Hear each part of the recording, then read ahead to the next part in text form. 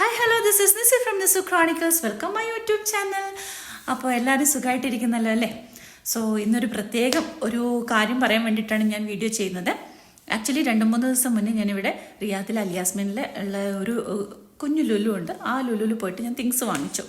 വീട്ടിലോട്ട് ആവശ്യമുള്ള കുറച്ച് സാധനങ്ങളൊക്കെ വാങ്ങിച്ചു വീട്ടിൽ വന്നപ്പോഴത്തേക്ക് ആ ക്ഷീണം കാരണമൊക്കെ ഞാൻ ആ തിങ്സൊക്കെ എടുത്ത് അടുക്കി പെറുക്കി വെക്കാൻ ലേറ്റായി. കുറേ കഴിഞ്ഞ് ഇതെല്ലാം എടുത്ത് വെക്കുന്ന സമയത്താണ് എനിക്ക് മനസ്സിലായി എനിക്കൊരു വെജിറ്റബിൾസിൻ്റെ കവർ മിസ്സായത്.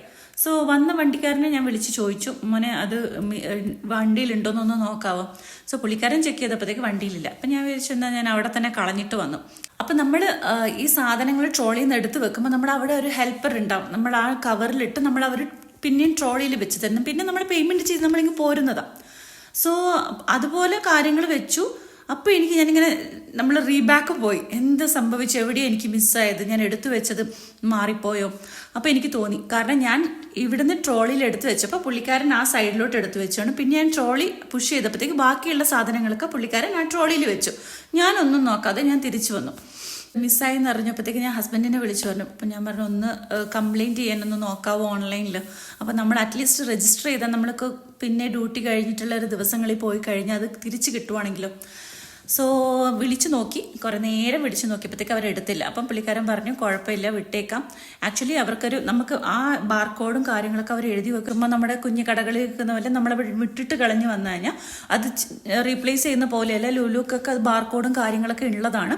സോ അതവർ റീപ്ലേസ് ചെയ്യുമ്പോൾ അങ്ങനെ ബാർകോഡ് എഴുതി വെക്കുമോ, അല്ലെങ്കിൽ അതിനെന്തെങ്കിലും ഒരു സിസ്റ്റം കാണും. പിന്നെ ഞങ്ങൾ കരുതി വിളിച്ചിട്ട് എടുത്തില്ല, ഇനിയിപ്പോൾ ഡയറക്റ്റ് പോയി കഴിഞ്ഞാൽ തരുമോ ഇല്ലയോ എന്ന് ഉറപ്പില്ല. എന്തായാലും 2-3 ദിവസം കഴിഞ്ഞു. പിന്നെയും എനിക്കിത് മിസ്സായത് എനിക്ക് പിന്നെയും മനസ്സിലായി. കാരണം ഒരു 100-120 രൂപയുടെ 120 SR സാധനം ഞാൻ അവിടെ മിസ് ചെയ്തിട്ട് വന്നു. പിന്നെയുള്ള ദിവസങ്ങളിലൊക്കെ എനിക്ക് ഉറക്കത്തിലൊക്കെ ഇതൊരു ബുദ്ധിമുട്ടാണ്. ദൈവമേ, ഞാൻ അവിടെ ഇട്ടിട്ട് കളഞ്ഞു വന്നല്ലോ. കാരണം നമ്മൾ ഒരാൾക്ക് 1 രൂപ അല്ലെ 5 റിയാൽ നമ്മളത് കൊടുക്കുമ്പോൾ, മനസ്സറിഞ്ഞ് കൊടുക്കുമ്പോൾ നമ്മളത് കൊടുത്തതാണ് ഒരാൾക്ക്.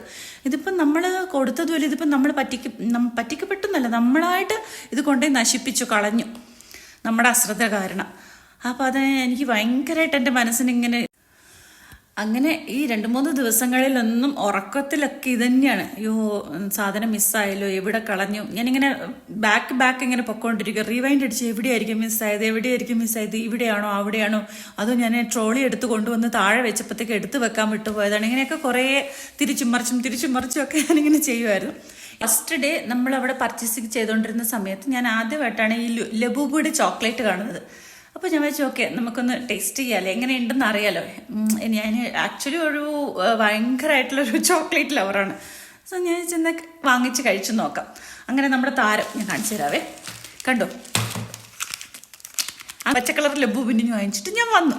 അപ്പം ഞാൻ വെച്ചു, ദൈവമേ, ഇനി ഈ ലബൂബാണോ നമ്മുടെ വില്ലൻ? അതുകൊണ്ടാണോ എൻ്റെ സാധനങ്ങൾ ഞാൻ അവിടെ മിസ് ചെയ്തിട്ട് വന്നത്? കുറ്റങ്ങൾ മുഴുവൻ ഞാൻ ഈ ലബൂബിൻ്റെ മേളിൽ ചുമത്തി.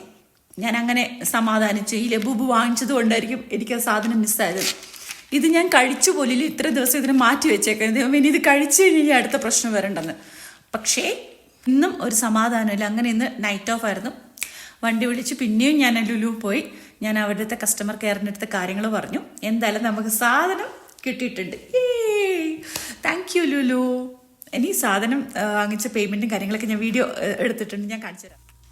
അങ്ങനെ കസ്റ്റമർ കെയറിൻ്റെ അവിടെ പോയി തപ്പി അവരോട് ഞാൻ കാര്യങ്ങൾ പറഞ്ഞപ്പോഴത്തേക്ക് അവർ നമ്മൾ ഏതൊക്കെ സാധനം മിസ്സായെന്ന് അവർ കൗണ്ടർ ചെക്ക് ചെയ്തു. അവരുടെ ബുക്കിൽ എഴുതി വെക്കുന്ന ഇതുമായിട്ട് കൗണ്ടർ ചെക്ക് ചെയ്ത് കൺഫേം ചെയ്തിട്ട് അവരെൻ്റെ അടുത്ത് പറഞ്ഞു, ഓക്കെ ഞങ്ങളിത് തരാം, ബട്ട് ഞങ്ങൾക്കിത് സാധനങ്ങൾ ഈ കുറഞ്ഞ സമയം കൊണ്ട് എടുത്തു തരാൻ ബുദ്ധിമുട്ടുണ്ട്. സോ നിങ്ങളുടെ പേരും നമ്പറൊക്കെ ഇവിടെ എഴുതി വെക്കുക. അത്രയും നിങ്ങളുടെ എത്ര എമൗണ്ടാണോ അത്രയും എമൗണ്ടിൻ്റെ ഒരു വൗച്ചർ ഞങ്ങൾ നിങ്ങൾക്ക് തരാം. സോ നിങ്ങൾ ഇന്ന് സാധനങ്ങളൊക്കെ എടുത്തു കഴിയുമ്പം ടോട്ടൽ ബില്ലിൽ നിന്ന് ഇത്രയും ബില്ല് അവർ അത് റെഡ്യൂസ് ചെയ്ത് തരുമെന്ന് പറഞ്ഞു. അപ്പോൾ എനിക്ക് ഭയങ്കര ഹാപ്പിയായി. ഞാൻ ലുലുവിൻ്റെ ഒന്നും കൂടെ ഒരു ആരാധികയായി മാറിയിരിക്കുകയാണ്. സോ എല്ലാവർക്കും ഇതൊരു പാഠമായിരിക്കണം. നമ്മൾ എന്ത് സാധനം വാങ്ങിച്ചാൽ അത് നമ്മുടെ റെസ്പോൺസിബിലിറ്റിയാണ്. അത് അവിടെ നിന്ന് ഇറങ്ങുന്നതിനേക്കാളും മുന്നേ ഒന്നും കൂടെ ചെക്ക് ചെയ്യുക. അല്ലെങ്കിൽ ഇതുപോലെ 1, 2, 3 തവണ പോയി നമ്മൾ അതിൻ്റെ പുറകെ നടക്കേണ്ടി വരും. So happy. ഇനിയിപ്പം നമ്മൾ അടുത്ത് പർച്ചേസ് ചെയ്യാൻ പോവാം. സാധനങ്ങൾ അന്ന് മിസ്സായതൊക്കെ അതിനി പോയി തപ്പിയെടുത്ത് ബില്ലിങ്ങിലോട്ട് തന്നെ നമുക്ക് പോകണം. സോ മെയിൻ ഒരാളെ മിസ് ചെയ്തതാണ്. എനിക്ക് ഭയങ്കര വിഷമമായി. ഞാൻ വിചാരിച്ചു ന്യൂ ഇയർ ഒക്കെ അല്ലേ, അപ്പോൾ ഒരു ബിരിയാണിയൊക്കെ വെക്കുക. അതേണ്ട നമ്മുടെ ജീരശാല റൈസ്, ഞാൻ ഇതിൻ്റെ ഒരാളാണ്. സോ ആ റൈസും ഇഡ്ഡലി റൈസൊക്കെ കളഞ്ഞിട്ട് അവിടെ വന്നെന്ന് പറഞ്ഞപ്പോൾ അതും എല്ലാം 5 കിലോ വെച്ചിട്ടാണ് ഞാൻ വാങ്ങിച്ചേക്കുന്നത്. അരിയല്ലേ ചീത്തയായി പോകത്തില്ലല്ലോ എന്ന് കരുതി.